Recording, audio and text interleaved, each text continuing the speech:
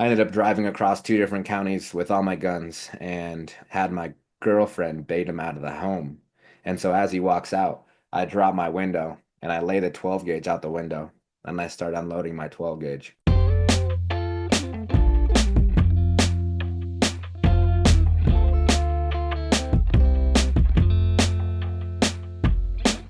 Hello, I'm Ben Boyce, and this is the Dr. Junkie Show, Tales of Recovery Edition. Today I have another conversation with a previously incarcerated ex-student of mine who's doing some great things in the community. Taylor Doucet was arrested for multiple counts of attempted murder and sent to prison for 28 years in 2013, when he was just 19 years old. He was part of our in-prison college program at CU Denver, which longtime listeners will know well. And he's currently part of a growing group of peer recovery community members working to fully reintegrate recently released people back into society by offering them jobs, support, treatment, resources, a friendly ear, whatever they need. Today we talk about prison tattoos, addiction, drug dealing, prison education, running from the police, sex in prison, gangs in prison, lifers, peer recovery, and a lot more. This one's a roller coaster ride, so hold on. Here's Taylor Doucet. Take me back to Taylor's first memories as a child. Where'd you grow up? How'd you grow up? What sorts of gods or fantasy creatures were you told did or didn't exist? Santa Claus, Jesus, all that stuff. Just give us sort of a snapshot of who you were as a kid. Okay. So I was born in Denver, downtown Denver, and I lived there, but I don't remember because I was very young. And then we moved to like Commerce City, which was a pretty rough neighborhood. I went to DuPont Elementary, which is in the heart of Commerce City, and then I went to Adams City Middle School. There's a lot of gangs. Like I think I almost got jumped into the Crips when I was in sixth grade, right? Which isn't the usual thing, right? But actually ended up being like, you know what? I don't think that sounds like me. I'm just like a skater kid and stuff like that, and just I think it was just the situation and the environment I was in. I don't tell people that part. I don't think I've actually said that a lot. But I was a skateboarder. So as a kid, I eventually ended up moving to a town called Fort Lupton, and that's where I went to high school at. And that's actually where I caught my case at. So there's a lot of history there, good and bad. But as a skater, when I was 13 years old, still living in Commerce City at that time, but just about to move to Fort Lupton, I got my first sponsorship as a skater. I was sponsored by a local company named Dyer. And then I eventually got a few extra flows and sponsorships like Monster Energy Drink and stuff like that, which was cool. Just through the shop, right? Just small stuff like posters and drinks and stuff like that. So nothing super big. But it was cool because I got like free boards, free trucks, free wheels, free bearings, all the goodies, t-shirts, clothing, and stuff like that, skated in competitions. But the problem with skateboarding is the realm and the environment that comes with that is not always the healthiest, right? I You know, skated as a kid too, and I was never good at it, but that's kind of why I skated. I wanted that environment. yeah, drinking beers and then going and skating, smoking weed, going and skating, and both. So that kind of ended up being like a cool little realm, a cool community. But then as I, evolved into becoming older and also wanting to probably make more money and then also probably creating better, or worse habits, right? I ended up selling drugs because that was the perfect spot to sell drugs is at the skate park, right? And so I started off pretty low level. And at this time, I'm living in Fort Lupton, going to high school, and it was pretty country town. But at that high school, I was like the only skater. But I always had all the weed or, some of the extra things that you might want on the side as well. And I was like the only kid that was pretty loaded with that stuff in that town at the time, at least in the school. How'd So that that's how. happen? I mean, do you remember how it was that you happened to come into contact with those connections and circles, or was it just the luck of the skate park where that's where a lot of those, because a lot of people at the skate parks don't have those connections. I was a nerd at the skate park who really wanted those connections. Yeah, that's a good question. I don't know. Maybe because I was good at skateboarding. So when like that kind of comes in, people that are older are like, "Hey, come over into this world or this realm." But it wasn't my high school career it wasn't all bad. I did pretty good in school up until about my senior year when I stopped really giving a fuck, right? That's about when I started selling like coke and getting into doing pills and things like that myself and becoming an addict at that point. Number one, fucking puberty. So yes, I get it. We Yeah. all lose our minds between like 12 and 17, and then we wake up one day like, who the hell is this guy? But do you remember what it was? Was it just a slow progression and a move to that world, or did you have some trauma or pain that you were treating that was other stuff going on in your life at the time? Oh, there's definitely trauma and stuff like that that obviously you use to medicate, but you don't realize that at the time. I think that actually I just realized it in my 30s that that's exactly what the case was, right? Not the best home, not gonna dog on my parents, but I wouldn't say that it was necessarily a role model household. But they were great. They loved us, but they didn't necessarily get along each other, right? So there was a lot of conflict at the house between the parents, and I think that was like the trauma that I think that I wanted to just get away from. Not get away from via drug, but just get away from like the location, staying out as much as possible. And that's why I originally went to the skate park was just to get the hell out of there. And every kid wants to get out of their home and adventure. It's not just that I wanted to get out. It was more so to escape. And it was a gradual thing, right? Gradual, small, little selling grams, things like that. And then I didn't really view myself as a drug dealer because I just always had more weed than everyone, and I was okay with selling the weed that I had to my friends. So I didn't view myself as a drug dealer. I viewed myself as like the helpful neighborhood, stoner Mr. Rogers type guy, right? He's coming over here like, hey, what a beautiful day to get high. Here you go. I got your back, right? We ran into this exact thing you're talking about with Jordan and Morris did a podcast with me a few weeks ago. Especially as a kid, we start to realize number one, I got to get out of this house. It's actually Mhm. evolutionary, so we don't like, sleep with the people that are in the house. We want to go out. But along with that is that who am I? How do I get respect in a network of my peers? And I just gave a presentation in the UK yesterday at a college there by Zoom. Luckily, I didn't have to fly there. But I talked about this too, that especially if you're somebody that grew up in the hood, but all of us, we've come of age and we got two choices in our current capitalist model. Put on a greasy McDonald's uniform and smell like French fries for minimum wage while your friends laugh at you and you're forced to do what somebody else says when they fucking say it or get fired. Or be the fucking man and make easy money and have everybody that's a customers of yours coming to you and being like, great to see you, man. They're always smiling. And how that part of an identity is so powerful in the system that we've built in this country and largely in the so-called Western world, because that's what clout is. I mean, it's what Trump has. It doesn't Yeah. matter where he's at. There's certain people that will meet him and be like, you're the fucking man. Oh, I want to be close to this guy. Yeah, you're right. And that's exactly what I felt. I went from small time drug dealer and eventually graduated. Like, I would say my senior year was the pinnacle of my fuckery. I was the best skater I've ever been in my senior year, but I was also starting to make more money. And I started out as like my first job was like a carpenter working with my dad, but actually like getting my own first job, I started selling knives for Cutco, right? So I was like a salesman for Cutco doing like demonstrations and stuff like that. I was horrible at it. So then I was like, you know what? This is just a front. This is just a front. I can just say I'm Cutco. I don't have to go do shit because it's not like a requirement. It's not a check in, check out kind of job. So that's my cover for selling drugs, right? That's what I tell people. I'm a Cutco salesman, things like that. And then I started making better money because I started selling harder drugs and more of it and became a little bit better business acumen. And then, like, right around the time I'm supposed to graduate, 2012, I didn't walk, but I did graduate because I was good, like, had enough credits to be able to graduate without walking. But I didn't show up for like my last, I don't know how long, maybe month or two. And that's when I like moved out of my home. I was homeless for a little bit. So I was homeless, kind of couch surfing and stuff like that, selling drugs. And then I made enough money to buy my own apartment. So I bought my own apartment in a very ghetto place. Actually, there was a blood stain in the front of right where the stairs go because somebody had just ended up getting shot. I think it was pretty big on the news. I think it was in 2011 or 12. Somebody ended up getting shot at this place called the Square or Bridge Square. I don't remember the first apartment complex, but that was my first place, right? So I was like, this is the best place to sell drugs because nobody's tripping, right? I'm not shooting people with shotguns out in the front.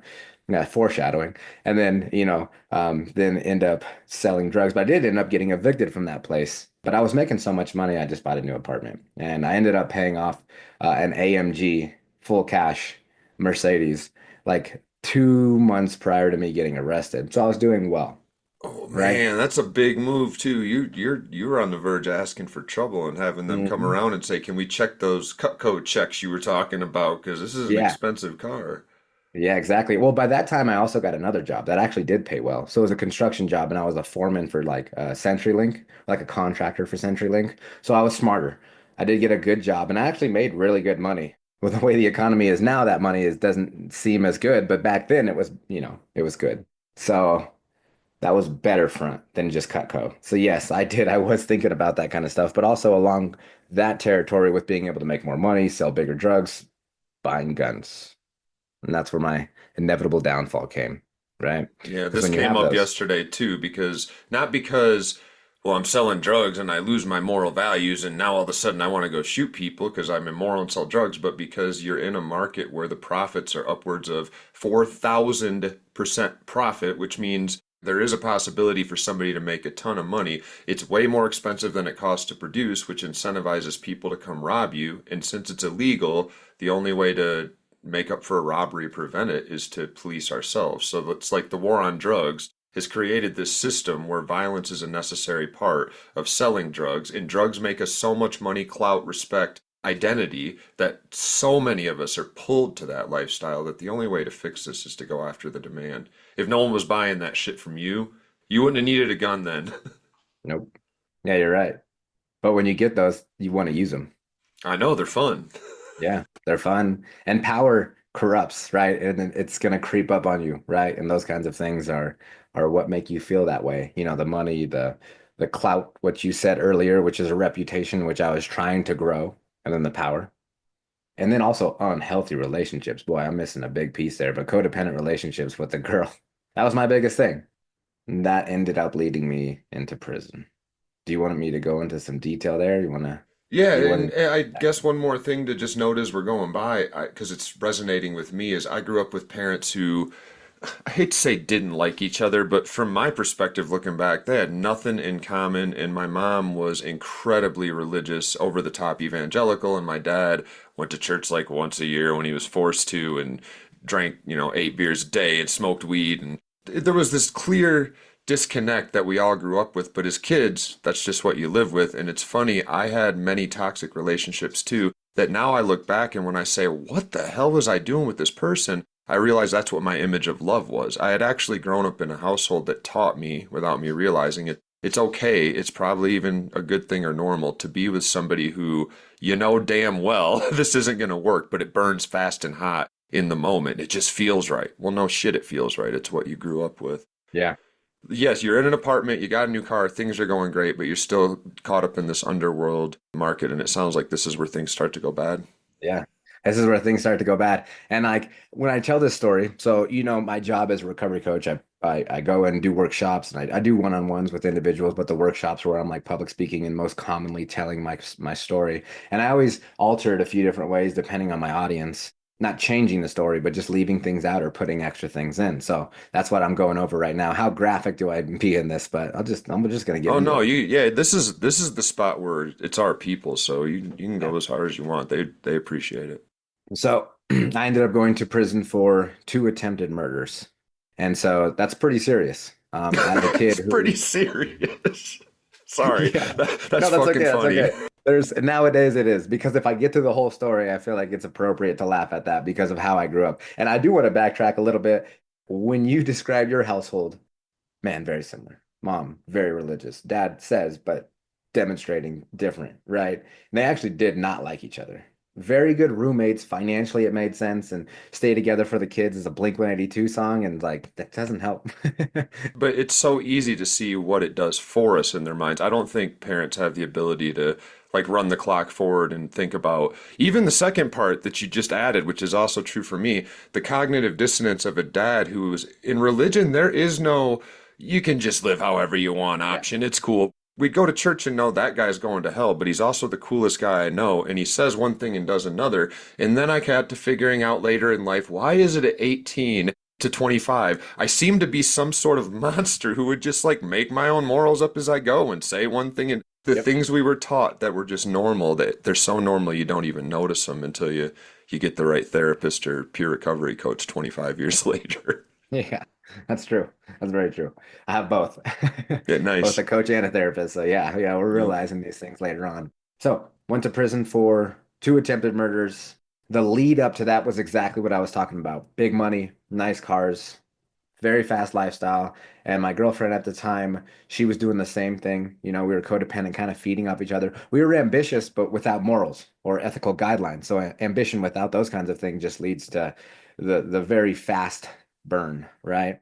And so there was a point where one of the people that I was buying drugs from, we got into a disagreement, like the plug, right? The plug meaning your hookup. Yeah, where I get drugs from. Yep.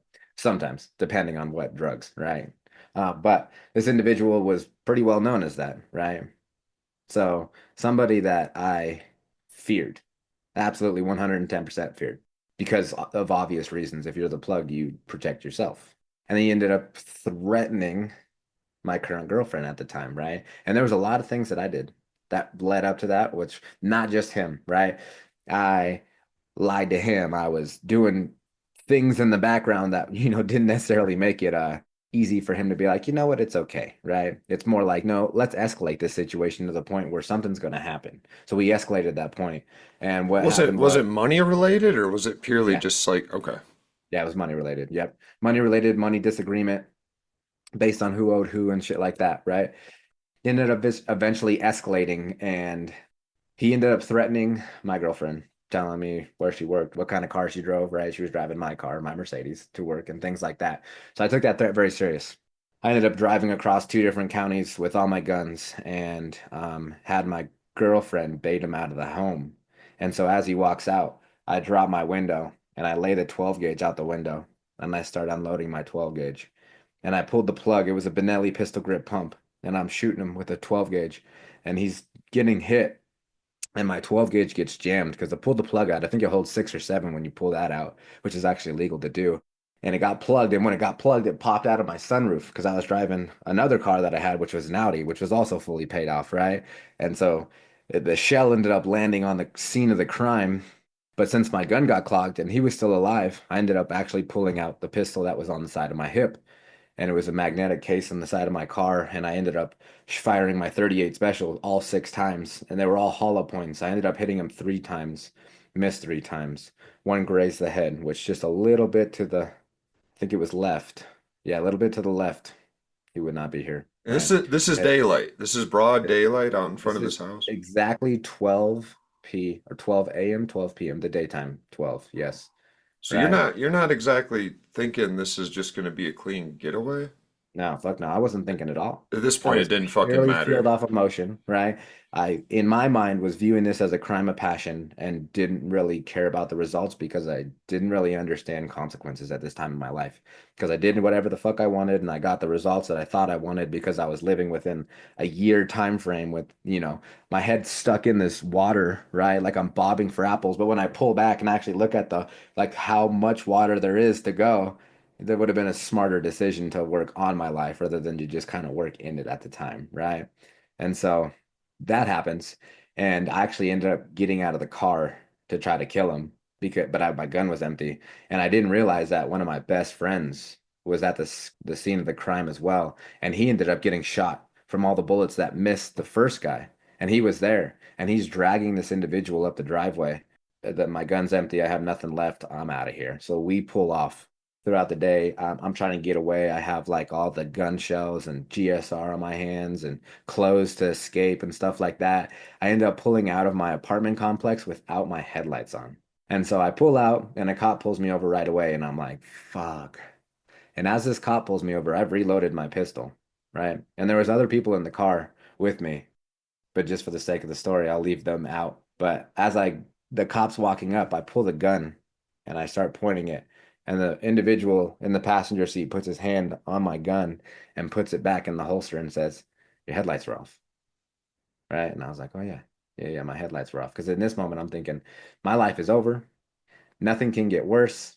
Escape mentality is, fight, flight, freeze. I was fighting, and then I was going to take off. I had a fast enough car. I think I could get away, right? Especially in like a residential area if I was good at driving, which I was.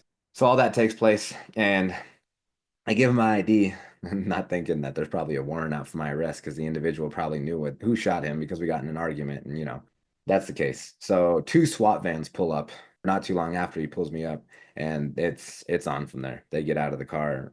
They tackle me, they get me, they pull me out of the car. They're not fucking around. This is not a headlight traffic stop. This is a felony two warrant out getting me, thinking I'm armed and dangerous because I just shot somebody, two people actually, that I didn't even realize. Yeah, that's like a whole new felony stops are a lot anyway. But I mean, you're talking Yeah. SWAT already geared up. You're right. That's Well, a I didn't level realize that two. they were waiting around the area they thought I lived. They just didn't know where. And I got pulled over so close that SWAT was already so close. And in the area, I lived on 84th and in between, like right off of like 84th and like Pecos or Huron, right around there in between those.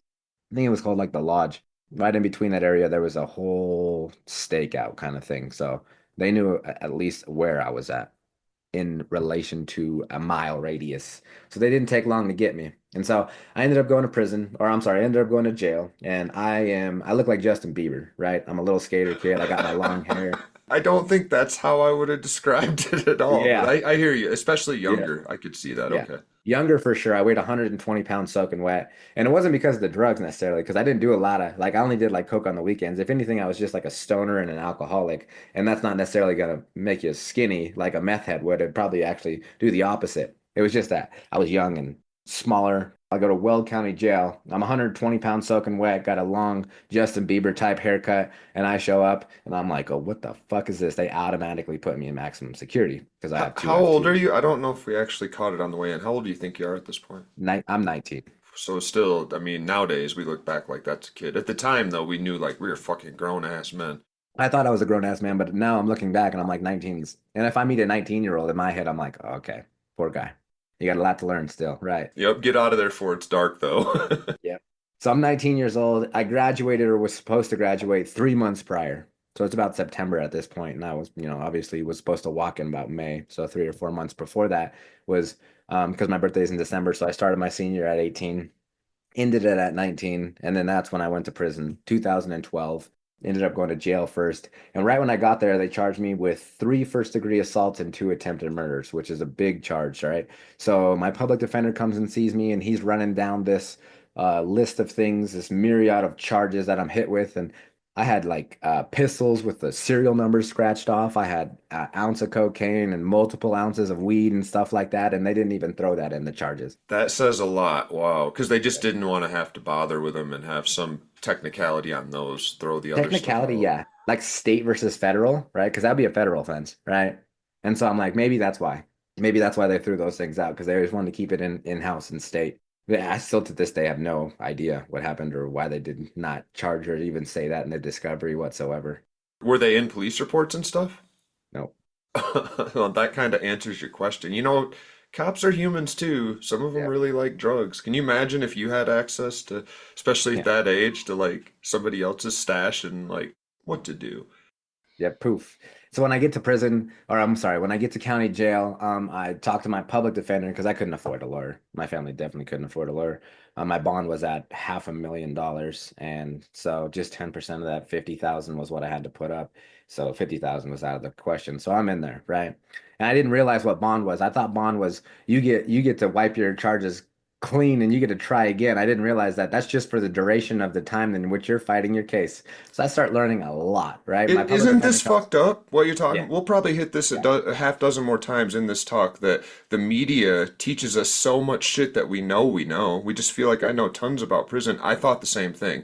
I yeah. thought bail and bond were different things. Like I thought a bondsman was somebody that you give a percent to and they give you that back. No, that 50K you just mentioned, it is That's theirs. gone because Yeah, you're paying somebody else that money to put up the rest so they have to hunt you down if you don't come to your court date. And actually 500K is a little surprisingly low. I would have thought I did. for the charges you're talking about, you would have had probably no bond at all if or at Yeah. least a few million.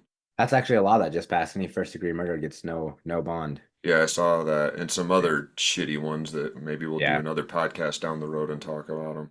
I'm jumping ahead, but actually ran into some people that I know nowadays that have no idea what the criminal justice system looks like. And now that they met me, they changed their votes on that one law. I think it's Proposition 128 that says to not allow people to do 75 to 85% of their time. They voted against it because they were like, oh, there's actually good people coming out of prison. But You're people right. ask me, what Colorado hands out versus other place? Like, let's say Arkansas or like maybe somewhere a little more east. Like the time I would have got would have been 14, 15 years, right? And I ended up getting a 28-year sentence. But my first deal, when my public defender came and talked to me and spoke to me, was 106 years as a deal from the DA. Stipulated 106 years. And I was just like, fuck you guys. I told my public defender that. I was like, fuck you. I was like, no, I'm good, right? And at this time, I'm just like, yeah, my life is over, right? So as I go back into the pod, coming back and forth, talking to my mom on the phone, I ended up completely ratting on myself on the phone, right? Which is, I didn't realize any of these phone calls were recorded. It said it in very big, bold, red letters over the phone, but I'm not looking at that. I'm not paying attention to my scenery. I'm in still this really heightened state of anxiety and super situational awareness versus like the decor around the room, more people I'm focusing on than fucking signs. If So you're I ever tell in jail, listeners, every fucking thing is recorded. Don't say anything. You're in your cell. It's recorded. There's a ceiling and a mic in the ceiling. Shut up.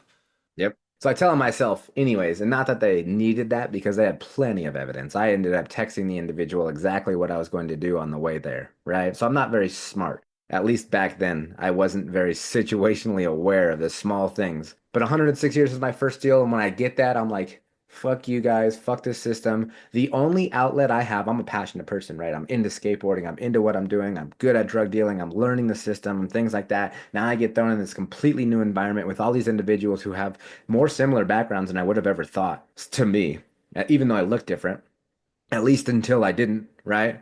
Because we grow and gravitate towards the people that we're surrounding ourselves with, right? Just like a moldy orange is going to make all the other ones, even if there's no mold, transfer that mold onto it. And that's exactly what happened. I picked up all the politics, I picked up all the racial stuff, the guidelines, the segregation. I didn't have hair at that point, right? I started bicking my head back, shaving it and stuff like that. So I was into the politics. And at the time, it wasn't necessarily a gang thing. It was just a structure thing. County jail is a lot different than prison as far as the how in-depth the politics go, and depends on who's there. So I ended up like kind of becoming a little bit of a traffic director, we can say. And then within 3 months, I got ad-segged, which means administrative segregation. I think I got in close to 10 fights. And it wasn't fights where it was me and the other person beefing. It was purely cleaning up your own backyard. Like you need to be working out, you need to be doing these things, you need to sit at this table, you need to do all that stuff. So it's purely just like just bullshit that could have been completely avoided if you just weren't a jackass, right? It was nobody picking on me.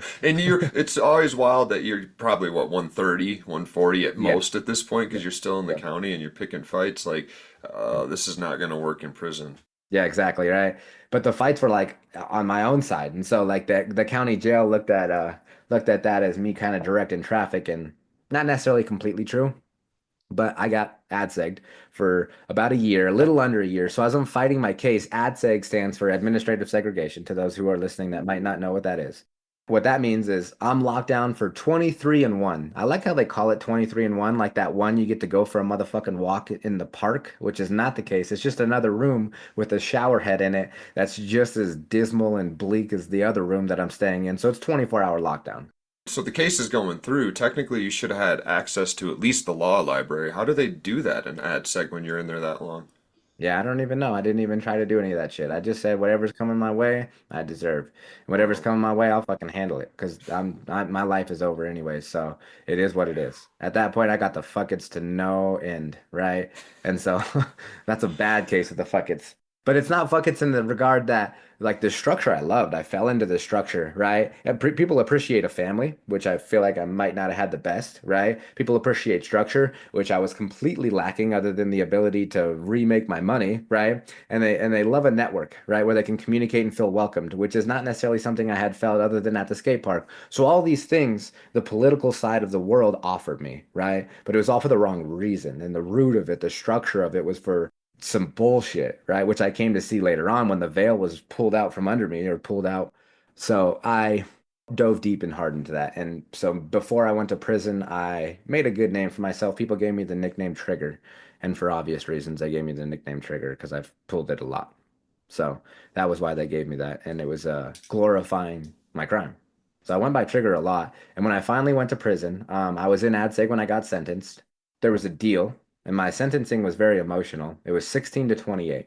They finally came down to 16 to 28. And in my head, I'm like, cool. I have, and as messed up as this sounds, right? I'm white. So I figured maybe there's some leniency on that. I have never gotten any crimes before, any tickets, anything like that, not even a damn speeding ticket, right? So maybe that goes into play. And then also I have a lot of family and friends showing up, so maybe that goes in. And I was remorseful in my story because I did realize that what I did was terrible, but there was nothing I could do to actually change it. So when I go to sentencing, there's a lot of people there. They maxed my ass out. They said, "No, fuck you. We are making an example out of you." And I said, "All right, well, I took it." And Did I the got 28 years. were any of the victims there?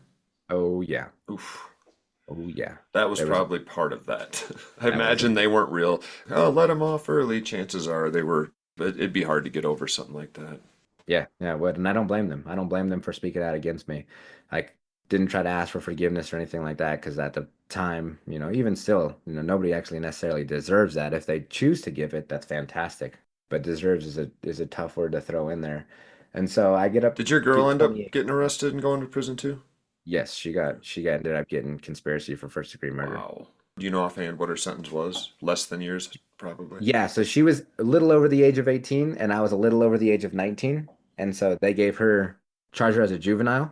And then they charged me as an adult, which I could have got YOS. They said, and we were shooting for YOS with my public defender if it was an F3. If they would have kept the first degree assaults and they would have dropped the attempted murders, they said that it was a good possibility I would have got YOS. I would have Which just is been in which is what YOS. youth offender services. Ah, at Yeah. 19, so Colorado had they will actually loop people over the age of 18 backwards into the juvenile system. They told me that. Who knows? That So being the 28 case. years. Who? And then Yeah, you go back to 28 years. AdSeg. I end up going to prison. I'm not AdSeg when I go to prison, but I end up showing to Sterling. And Sterling in 2012, 2013 was like gangland, right? This is where they put all the generals. This is where they put all the OGs. This is where they put everybody with a little bit of stripes on their belt, right? Whatever we want to call it. There's a bunch of different names for it. It was very political, high tension. And then they didn't segregate people who were closed and people who were medium, right? So I landed just in the mix of everybody who was either closed out at the level 4, and it was on the 1, 2 yard, and it was just, whew, it was tense. Like you could quite literally cut the tension with a knife in the air at any moment. It was never as tense as those first few months, or maybe my first year. My first year, I saw 3 bodies, right? I saw an individual that was a part of the group that I was kind of associating myself with ended up dying. Ended up almost getting his arm cut off and stabbed to death inside of a cell. And so that was probably some traumatizing shit for me as a kid at 19 years old, right? Probably. Yeah, it was Probably, right? traumatizing. Or I think I'm at 20 at this point, right? When I turned 20, I was in fucking AdSeg, so don't really care about my birthday at that point. Now I saw some other member of a different gang get stabbed, and I saw somebody that I actually worked with. I worked in the kitchen at the time, kill themselves, and they hung themselves with their fan cord. And then I didn't realize that they were dead until I was waiting for count time to happen. And usually it's like third tier, second tier, first tier. I'm standing when they call first tier. They didn't call anything yet. So I'm standing and I'm like, I know the cops came in. I heard their keys and I'm looking around. I'm like, what the fuck is going on? So I wait a minute, 5 minutes later, I can see their nurses and everybody's trying to resuscitate this individual as they're bringing him down on a stretcher and he's blue and he's dead. And that was an individual I was supposed to make brownies with because it was around Christmas time for the entire kitchen. He had a life sentence and he was like, I'm going out on my own terms. So that was my first few months in prison, right? Saw a lot of shit.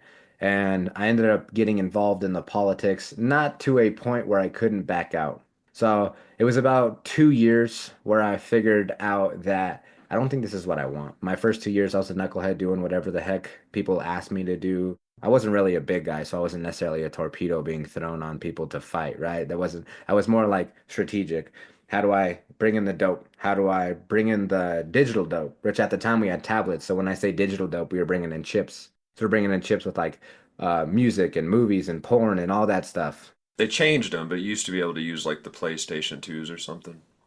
Yeah, PlayStation yeah. 3s. Depending on the facility, you could, as long as you had that little chip, you could figure out a way to do it, whether you needed some kind of converter or Yeah. adapter. But the tablets, we cracked them, the first ones. And so that was the big thing that I was doing. And that's why I was involved in the politics, because I was like, oh, I got people out there that can get discographies of this, get all the movies and porn that you want, and we can sell that stuff until it gets saturated on the market for this amount of money. And we can bring it in and we can have all these dudes selling this stuff for us. And so that was where my area of expertise necessarily lied, and it was intense. It was crazy, but I ended up walking away from that stuff, not completely, but I ended up not wanting to do the gang thing, and I left amicably. It wasn't a bad split. It wasn't like, now I'm ostracized, now I don't sit. It was more like in the right time that I did it, right? So there's a duration where it's about a year where you get to choose. You're doing all the political work, all the dirty stuff, right? But you get to choose whether you want to make this a final thing or not. And at the end of that year, I was like, I don't think I want to. I'm learning about my time compensation. Nobody, just like the media portrays, explain what my time compensation was, which means I only had to do 50% of my time. So really my 28-year sentence was actually a 14-year sentence. And good time actually comes on the back of that because I'm a first time offender. And so nobody fucking told me that. And so as I'm being a knucklehead catching write-ups, I got my first tattoo, right? My first tattoo is my whole back piece. So that, yeah, a So that was lot of my prison ink is bad, but like people, it is not what the stereotypes are. There is prison ink that is fucking incredible that you wouldn't believe was done in prison with a whatever, a rusty guitar string and a old motor from a DVD player. yeah. Old motor from a DVD player or like a Norelco razor that you can just buy on Canteen and take apart. Super easy, right? Yep. And then all the springs and the pens that we get, just light them up with a little wick and then you can straighten that bad boy out, pigtail it at the end. You got yourself a motor, and then people don't know how ink is made, and you just burn soot, and that's probably the most that's probably the scariest part is the ink is Yeah. how I didn't have one tattoo inside, or I'm sorry, Wow. before I went inside. And I'm not super duper struck, but I got a good amount of ink on me, and I got it all within my first 2 or 3 years before I started trying to get Straightening my up. Yeah. Did you yeah ever get straighten up. caught before we turn the corner? Did Yes. you ever get caught Yeah. tattooing? Yeah. So I got caught tattooing, and they knew exactly where my tattoo was. They knew the back. There was this CO named Lad, right? And he was at Sterling. And probably some of the people that I'm gonna send this podcast to are gonna be like, "Oh yeah, Lad. He was smart as fuck, right?" When you spoke to him, he seemed spacey, but he will remember every single tattoo you had. He will sit on the roof and watch when the other cops walk in, who comes out of what room and what light goes on and off. He'll study that. He'll write those numbers down, and he'll go hit those homes. And so we had to be even smarter than that. We had to make people falsely come out of rooms and falsely turn off and on their lights when the cop walked in. So it threw off the trail or the scent because multiple people are tattooing. You got one dude down in the pod keeping tech. He yells out something like Mike, right? And then everybody knows when you hear Mike nice and loud, that isn't fucking anybody calling Mike. That's the cops are walking. So get the fuck out and keep your gun on you. So that's a process. I got caught, I think, 2 or 3 times. So I think I got 2 or 3 write-ups for that first back tattoo. None of the other tattoos I ended up getting caught because I learned, what to do and what not to do. And also, Lad wasn't there, and he was very smart. So for most COs, you could get away with it, but there's every once in a while a genius individual. As we're getting to whatever change, do you remember? This is something I've asked everybody that's talked about it. Do you remember anything defining that you mark as like something that helped this change start to happen, or was it just a point in your life where you were? I mean, like our brains change as we age, and sometimes we get to a point where we just are like, you know what? I think I'm gonna try something different. What was it that made you feel like you wanted to change? I think it was a mix of everything. I ended up actually compromising a staff member. So I got a staff member there that ended up being my girlfriend into fiance. That definitely helped because when somebody like that is like, hey, you should look out for yourself, right? And I'm like, Props, okay, bro, props. thank you. Thank I you. have that story too. Maybe it'll come up when I record mine. But talk about exciting prison sex, like Very, yes. with the Very with the exciting. Yeah. CEO. Woo. Yep. Yep. Very exciting. So having somebody in my corner like that helped. Having a semi relationship, even though it was very abnormal. They flipped the yard. So everybody that brought me in was old school and they were not about getting high and they were about doing the good thing and they were about making money, even though it was necessarily rooted in not the best character stuff.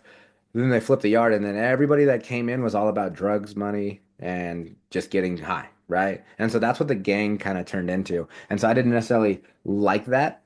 I wasn't getting high in prison, right? So I didn't have the money to.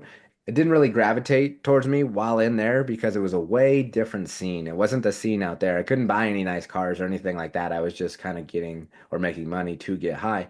So I took on the fitness realm. I really got into working out. I really started when I made my body healthier. It made my mind healthier, my spirit healthier. And so as I'm kind of growing up as well, because at this time I'm probably turning 22, 23.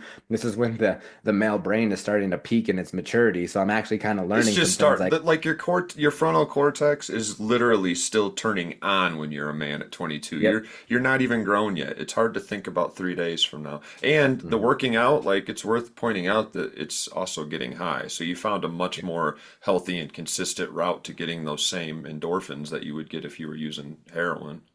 Yep. Absolutely. Yeah. So I changed that up. I just changed my habits up and changed my lifestyle up, and it changed what I wanted. And so what I wanted was better for myself than worse for myself for the same shit. Because if I continued to behaving the same way, I was going to get the same results. And I didn't necessarily like the results that I had received in the first place. So I was like, something's got to give. So something gave.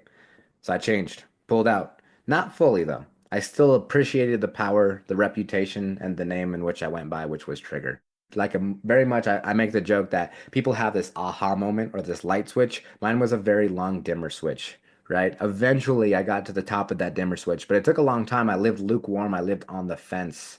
I lived one toe in and then one toe in this realm. And that bit me in the ass a lot, but those lessons were very healthy learned. So now let's fast forward. I get caught compromising staff. I get kicked out of the facility. I get moved to another facility that's called Fremont. Now, Fremont Correctional Facility is a way different environment, right? Number one, it's primarily sex offenders, right? That's not why they sent me there because of the compromised staff, but they did have a deal. Like you'll see facilities transfer one way to the other.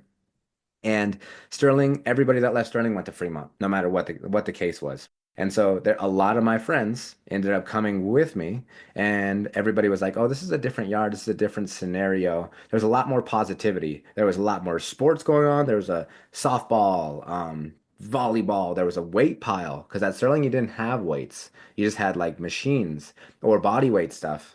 And like kind of like a yard that was very closed off with 20-foot cement walls. Now, Fremont was a lot nicer. There was the mountains and the scenery, and the staff was even nicer. And I was like, oh shit, look at this. There's no lad here. It's not like as intense. There's not a lot of gangs here. And if they are, I can't really tell who's gang member or not unless I like pay attention to how they move specifically. But just if I show up and I look out there, there's very rarely like all the Serranos over here, all the Crips over here, all the 211s over here type shit that like Sterling was. And so I was like, oh, this is nice. It was just a relief, right? Like a breath of fresh air. And so I started doing some changing of like what I got into. And I eventually get into this class called Seven Habits. And I took the class called Seven Habits of Highly Effective People. Loved it. Thought it was a fantastic, some wisdom to impart on me, especially at that point in my life. And I met people along the way as well. I met people like my buddy Cameron Lundstrom, like Trevor Jones, all these people that really changed my life. And I got really good friends like my buddy Sparrow and Ryan Stone. They were with me while we were doing that. And I got a job that actually paid minimum wage. I ended up doing like furniture design for correctional industries. And so like I had this office and I had a computer and I had all these things and I was like, man, this is cool. I really leaned into doing the right thing because I saw that with my time compensation that I realized I might be able to get out by the time I'm 30 or 31 years old. And that's not the end of my life at all. That's not what I thought. I thought I was getting out at 50. And I thought when I got out at 50, nobody was going to want me. And the society that had kicked me away and shooed me off to a box to live in with a light that never turns off. So I have to wear a sock over my eyes when I sleep. They weren't going to accept me back. And so when I started realizing, like, okay, it's not as black and white, it's not as binary as I had thought when I first went in, and I realized there's opportunities here. So my main focus now, I'm gonna make my resume badass. I'm gonna learn all this shit. I'm gonna make sure that I have a plan when I get out. I'm gonna meet people. I'm gonna network while I'm in here. Well, I'm still living this double life. Still, when shit's going on in the pod, people are bringing politics to me. So when there's a racial issue, I'm not anybody, but the level at Fremont, there was not a lot of anybody's. So I was kind of, I had some kind of say so just because of it's like a third string, right? It's like the third string crew was all there. So like I was still cool, right?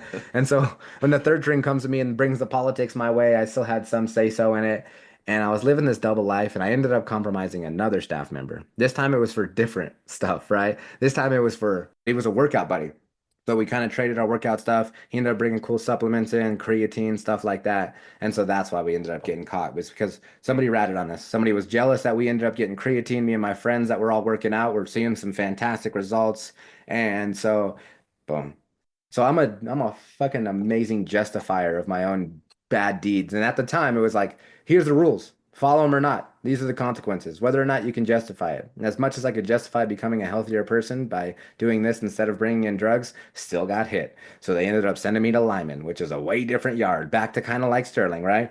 But when I went to Lyman, I had a decent reputation. And I liked that I had slowly turned into taking the mask that I had been putting on, that was Trigger, and eventually turning that into who's Taylor. So I let go of Trigger. As I'm getting a lineman, I started meeting some people, and I was very turned off to religion because of the way my family grew up. It calloused and it just made me not like it. But the guys that I met there were John and Cruiser, right? Two people that were very pivotal, and also Nick Wells was there, and Trevor Jones was a huge piece of that at Fremont. All these people that were coming to my life, man, they had their stuff on point. These guys were doing life too. They had already done 14, 15, 16, 17 years, right? My buddy Trevor that just got out did 26 years. 26 years. Ended up, he was a juvenile when he went in. Some of those people are still in there right now that helped me change my life around. They pulled me to the side and they said, "Hey, you could be different and still be someone that's worth talking about." And I was like, "Okay, well, tell me how." Ooh, I love that. You can I Yeah. love how you said that. That's kind of what we've kicked around in all of our classes, that you can be different without not being yourself. Because a Hmm. lot of times that's the confusion, is like we know who we are and we think if we can't do the drug that we love or have the lifestyle we want or carry a gun around, like there's other ways to embrace the identity of whatever we were getting from those toxic activities, like CrossFit. Yeah. So I hated CrossFit at first when I was at Fremont. I bet that shit is brutal, man. It's not even that. It was the individuals who were doing CrossFit weren't necessarily programming to my liking. It's not their fault. It's just they didn't have some tutors. So I ended up hating CrossFit. My buddy Trevor, while I was still at Fremont, had said, "Hey, you want to be a coach?" Right? And I was like, "No, no, fuck that. I like lifting heavy and talking shit to people on the weight pile and being obnoxious." At this time, I'm like 170 pounds and I'm pretty strong, right? Like at the weight meets, I can hold my own. I actually got first place in the weight meets. Six of them I got first place. So I've come out of this Justin Bieber shell and I've been able to not by fighting. I probably still suck at fighting, but just like being able to lift weights and stuff like that, which was, had some kind of level of respect, if that. But I learned about it and I was able to teach people and help people and correct people. I even helped somebody, one of my friends that was paralyzed before, come back and deadlift and start to move healthy by just doing some functional movements, but I still was living a double life. And so I had this high character coaching role and I was still doing some bullshit on the side and I got all of it pulled away from me. And when I land at Lyman, this was the starting place of what the Redemption Road was. So it's the starting place of Redemption Road. So when I go there, I meet like some of the OG people who had started this program, and they're about their business. When I mean that they walk the walk and they also talk the talk, I mean it. They do what they preach. It was cool to see that. So when I get there, I have been studying for my CrossFit level one. It's $1,000 certification. CrossFit is going to give this to me for free. I get the opportunity for CrossFit to come in to teach me this class. And because I had compromised staff, pulled someone and got supplements, everything was pulled out from under me. I was the highest coach at Fremont, and I got dropped down all the way back down to a participant level at Lyman. And when I got there, there was a huge meeting about it. And most people, because we're all still convicts, we're like, you know what? Fuck it. He was getting creatine, guys. Like, that's not that big of a deal. But a few individuals stood on the morals, and these individuals ended up being some of my best friends. And I'm Just glad because that they they didn't did at the want moment. yeah, they didn't want the program to get fucked up or something Yeah, like that. exactly. And They're I could right. respect that. I had a bigger picture in mind. And so they said, you know what? Sorry, no hard feelings, but we're gonna have to drop you all the way down and you cannot get your level one. And I was like, fuck, right? So I worked my way all the way back up in Lyman. I eventually so about a year goes by and I work my way back up to about a coach and I'm getting ready to move in the incentive pot at Lyman, which is a lot more difficult. You have to watch your P's and Q's a little bit more, back on like this political trip, but also still trying to be yourself, which was a learning process. We ended up moving to Sterling, which was the first minimum yard I've gone to. So I go from Lyman, right, which was one of the top three worst, to Sterling, but it's also a different side of Sterling. And they allow us to create this huge CrossFit program. And they ordered us weights and barbells. And then fucking COVID hit. And it killed everything. And we're locked down for a year. We're locked down for a year plus. And luckily at the MR, our doors don't lock, but they still yell at us if we come out to use the restroom. They're like, fuck you, you can't piss right now. It's lockdown. And so at Sterling, this is when I really started to take the evolutionary change and stop living this half-ass on the fence, lukewarm type life. And so I really pulled, to the best of my ability, my head out of my own ass. And I started trying to do the right things and actually be a leader. Because when you're a leader or a coach or whatever title that you want to give yourself, when people are looking up to you, I brush my teeth next to you. I use the restroom. I live, I eat, I sleep every fucking breath that I take. is seen by most individuals, especially more at an MR because there's not as much lockdown time. So you're able to see me move on a daily basis. And so this is when it's really difficult because there's a lot of people that have trust issues, trauma issues, things like that, and they kind of close the doors and they don't allow anything to happen because they hold their cards very close to their chest. And so I had to learn how to actually be a real-time 24/7 good person. And it was a hard thing because I was used to just getting away with it and looking good on the outside and not doing the real work on the inside. And so it's kind of like an inside out approach. I worked on my own shit on the inside, and inevitably that led me to where I'm at today. And I appreciate those times, and I appreciate the opportunity to be able to have the rug pulled out from under me and to not get my CrossFit level one because I trained and tutored because I was so fucking ready. Because after I was supposed to get my level one, COVID happened. And so then I got to train 22 individuals from Sterling, and they took us to Fremont to take our level one. Every single person passed. 22 out of 22. No other facility had that happen, which is cool. Which is not to brag on my part, but just to brag on the environment or the community that we created at that facility. That was a unique opportunity and it was cool. Yeah, and by this time you're also in our college program. The Yeah. We're getting close to when you at least found out you were getting out. How did that happen? Was this just a normal parole, or did you get a reevaluation of a sentence or anything Yeah, that's a good like that? question. No, I didn't. I'm like not the legal guy. I just let whatever happen to me. I was like, you know what? I don't understand legal jargon still to this day. I bet you people that were like, oh, you probably understand the law. I'm like, I don't know about that. No, I just got my licks and I just took them. So looking for opportunities, I got my peer coaching certification, and then I loved the idea of going to college. God, I wanted to go to college so bad as a kid. I wanted to be a caterer. I went to Johnson and Wales and checked it out. I went to CU Boulder. We couldn't really afford anything. I didn't have good enough grades to get a scholarship, so I ended up kind of drug dealing and thought that was, my route out of the whatever I was in, right? I wasn't in a bad life necessarily. I was just lost.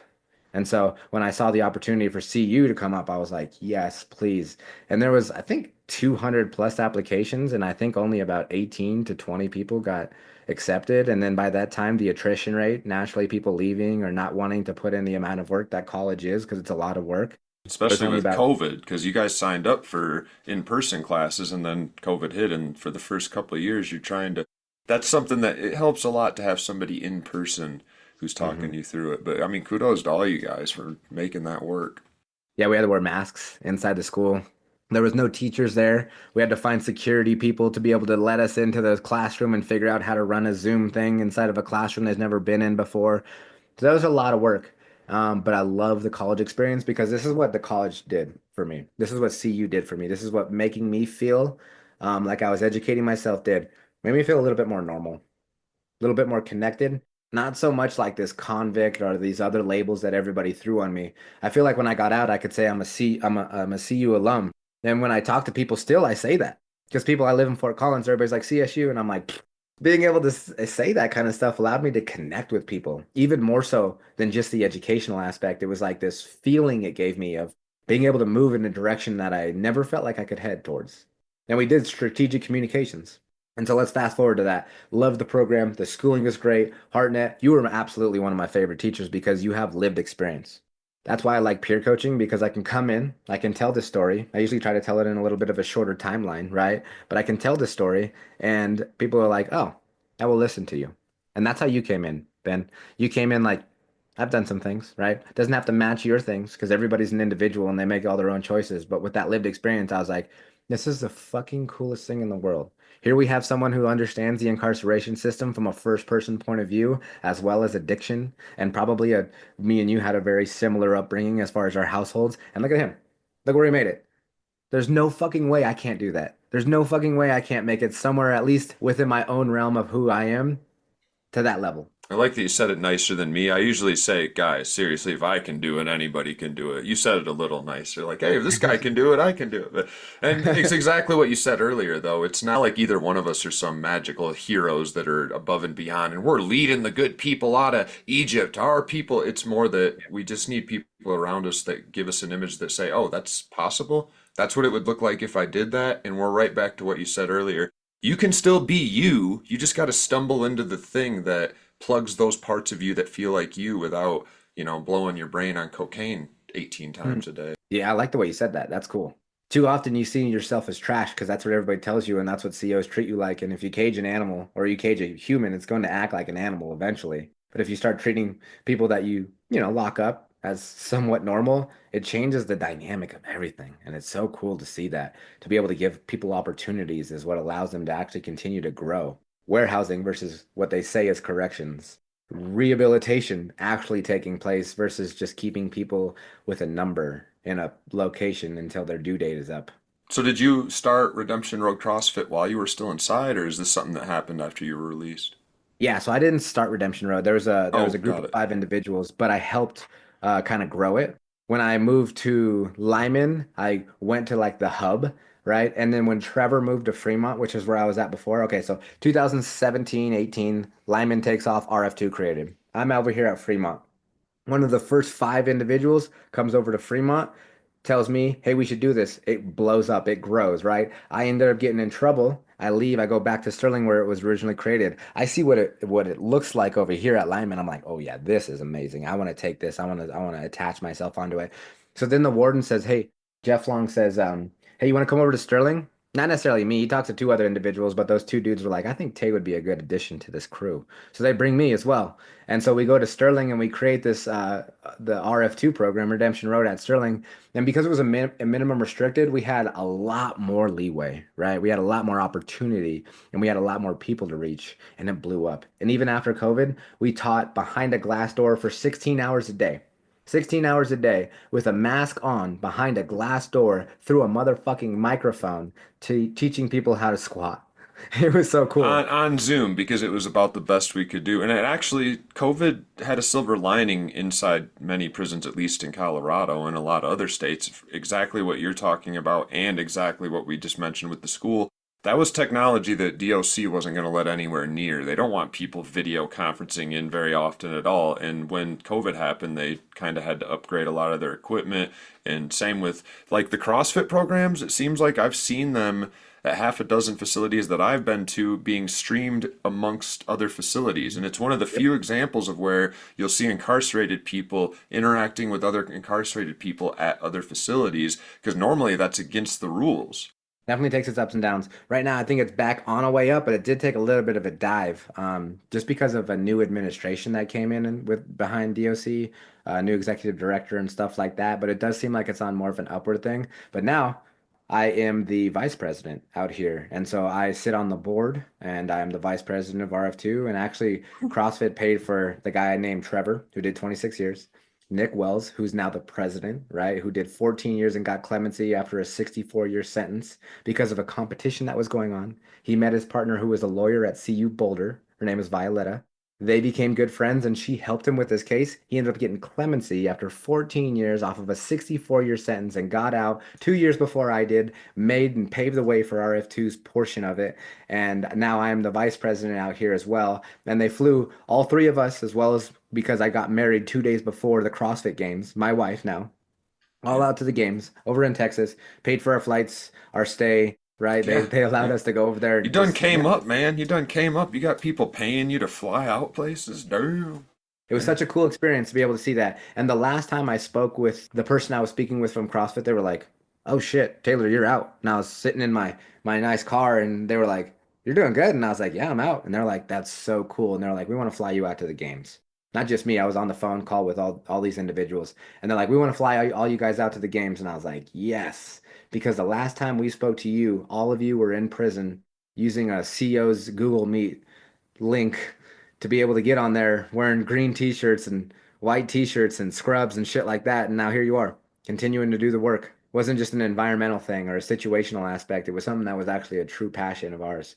As I've been working on media and representation, and how in the hell, if you're going to point out all the problems, you've got to offer something like a way towards a solution. And how the hell in capitalism do you overcome a lot of these issues we have? Movies where like there's really bad monsters in prison are fucking fabulous. They're so fun, right? Yeah. That's the point of the monsters. How do you repackage that without all the shit that brainwashes us into thinking people in prison are bad guys? And it sounds like this is actually happening in some ways, because a big part of the reason CrossFit's embraced you is that they've realized there's a market in prisons across the country, and that that's something they don't have to be scared of their consumers in the world saying, "You're going into prisons, how dare you do that, those evil people," because some of the social stereotypes are They are starting to shake loose a little bit in certain spaces. One of them is working out, right? You talk Yeah. about people working out in prison, and that is a stereotype that's not as negative as the others. Yeah, for sure. I think it's this. When they realize the statistic is 95% of people are getting out of prison one day and somebody's going to be your neighbor and or shop at the same grocery store as you can either perpetuate the monster role or image in which they're going to inevitably attach themselves onto, or we can switch this up, seeing as how 95% of people are one day going to be picking up bananas next to your wife or your kids or yourself. Be careful. That's how I always put it. Is like, you know how fucking expensive prisons are? If we're gonna pay for that shit, then I want everybody that's in there as fast as possible out here helping me pay for it. So Yep. as few people as possible in there, and every inch of what we can do to get you ingrained with society, ready to get out and never come back.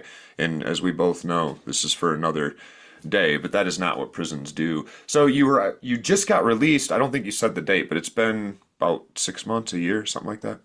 It's been about a year and a half, like Okay. over a year. Yep. Time And flies. so got out. I went to the halfway house. So I haven't been like when I was in the halfway house, I was still a DOC client. So technically, I haven't not been a DOC client for 1 year.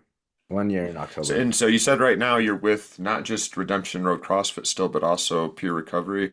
So I got out. I went into Larimer County Community Corrections, and while I was inside, I had a professional relationship with this halfway house, and they actually had asked me if I would come there and run some programs like support groups while I was a client in there, which has never happened before, which was super cool. And it was very professional. But when I went there, I was a client as well as working with the admin there, so it was an awkward dual relationship type thing. But I tried to do my best there, and got out of the halfway house, got a job as a personal trainer, started making about $42 an hour right out of prison, which is a good job How'd because that happen?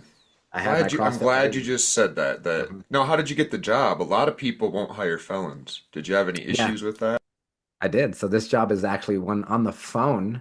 The FM was fitness manager was like, we don't actually hire felons. I see your resume is great, and I really like you. When I'm talking on the phone with you, I'm getting a good vibe from you. But this is an issue, and I was like, can I come in for my interview anyways? And he's like, yeah, fucking, I guess so. Fuck it, who cares, right? This is my job. He's still getting paid a salary to fucking interview people, so might as well. So I come in, rode my bike there because I didn't have a car, right? So it's kind of cold when I got out in fucking March. And so I'm riding my bike there, warming up in the sauna before I go into my interview because I just came from the halfway house and I only have maybe two pairs of jeans to my name and three t-shirts. And I had to pick out the best one of those two pairs and three shirts. So I'm wearing my nicest clothes, my Sunday best, if you might. And I go into that interview and I sit down and they're asking me questions. They're giving me a legitimate ass interview. They weren't playing around. So I feel like they rolled the thought over in their head.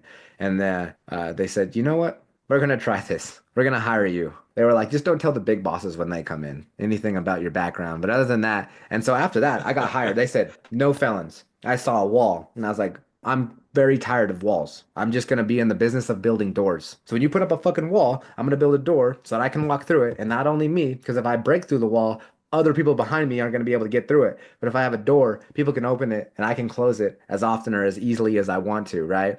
And so what's cool about this job is it has now progressed. It has now progressed. I don't work there anymore, but I was the number one selling personal trainer at that club. There's 5 clubs in the state of Colorado, right? I was the number one selling personal trainer out of all 5 of those clubs for about 4 or 5 months running. I had really good clientele. I ended up telling my story to a lot of people, and if you can afford me, your life is probably doing pretty well, at least on the financial aspect. You know what was cool is when I told my story, people opened up to me. People told me that they had gone through addiction problems. People told me that they have a nephew that might be in the incarceration or justice system. People told me that I have nothing in common with you, but I love your story and I want you to continue to do. And however I can help you, I want to help you. And a lot of these people ended up coming to my wedding.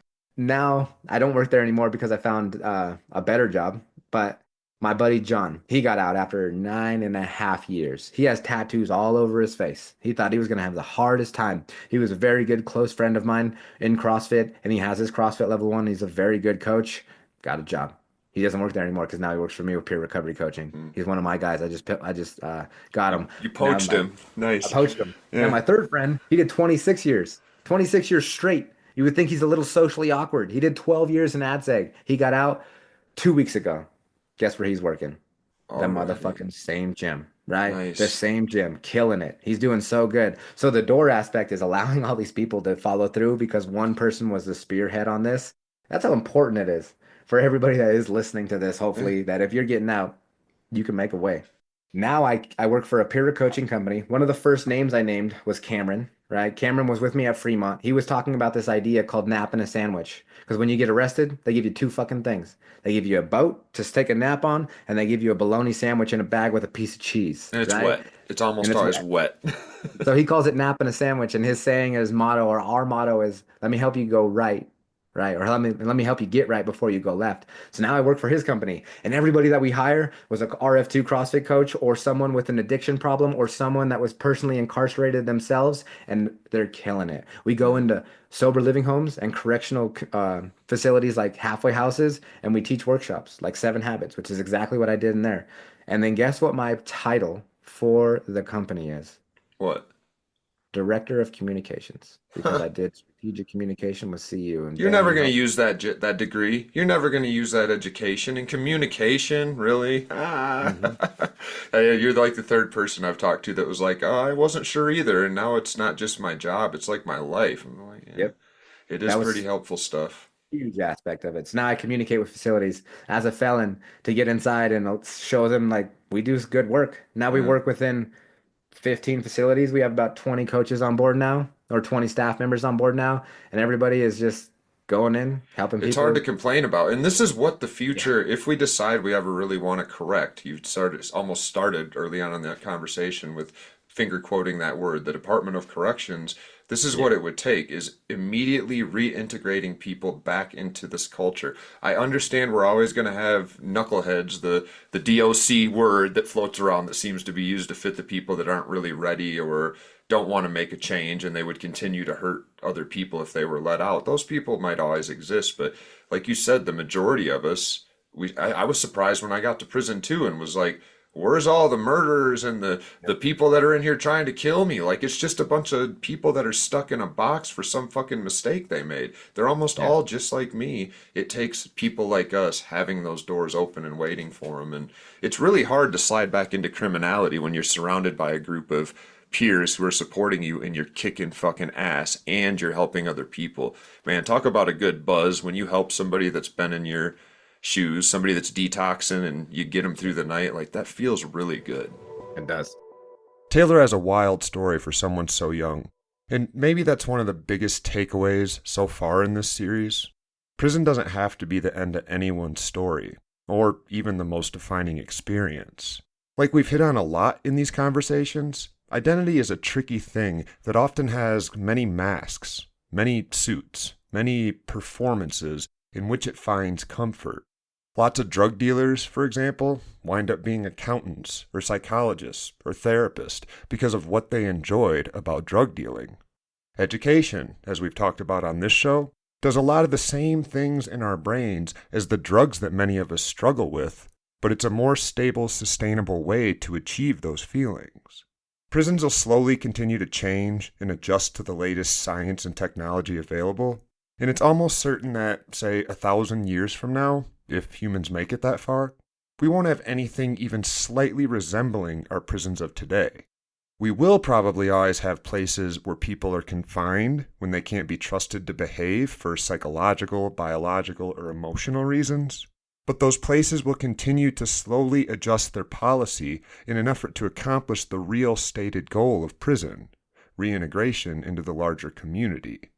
As we continue to move more and more so-called crimes from the category of evil person to the category of psychological disorder, brain tumor, bad upbringing, underage, trauma, addiction, all of the reasons that we used to lock people up but no longer do, or still do but with mitigated sentencing, we should ask ourselves an important, although metaphorical at this point, question posed by Sam Harris a few years back. If a cure for addiction existed, would it be ethical to withhold it as punishment for a crime? The answer is no, but feel free to kick that one around as I keep poking at the concept of free will. Thanks for listening. I'm Ben Boyce.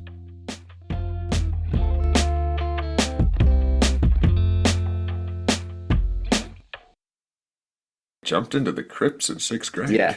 Well, I wasn't. It was Oh, just like okay. an offer. Yeah, yeah, Oh yeah. No, I God, an wasn't. offer. Yeah, That's how that works. yeah, I mean, of course, yeah. it's how it works. It's just funny to hear the story told like that. Like, hey, I man, don't think. I got an opportunity for you. You want to get your ass whooped by 12 people today, so we're your friends for life? Like, Yeah, yeah. If you say it like that, that does sound pretty, pretty silly. But